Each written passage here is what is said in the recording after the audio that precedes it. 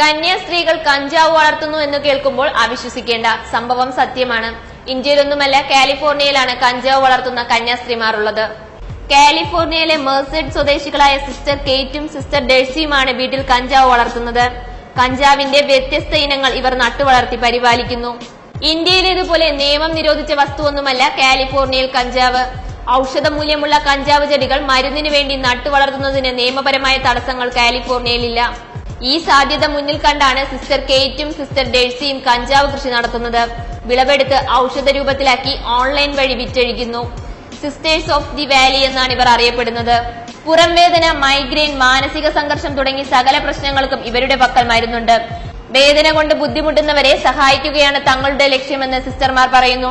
Logan കഫ്രോഡ്, John Du Bois എന്നിവരാണ് ഈ കർഷകരുടെ ചിത്രങ്ങൾ പുറംലോകത്തെ അറിയിച്ചത്.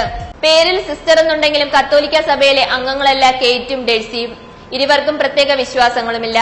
സഹനം ജീവിതത്തിന്റെ ഭാഗമാണെന്ന വിശ്വാസം മുറുകെ പിടിച്ചാണ് ഇരുവരും വേദനയിൽ നിന്നും രോഗികളെ കരകയറ്റുന്നതിനായി കഞ്ചാവ് കൃഷി നടത്തുന്നത്. അന്വേഷണം ന്യൂസിനു വേണ്ടി ജീന എസ് ജയൻ.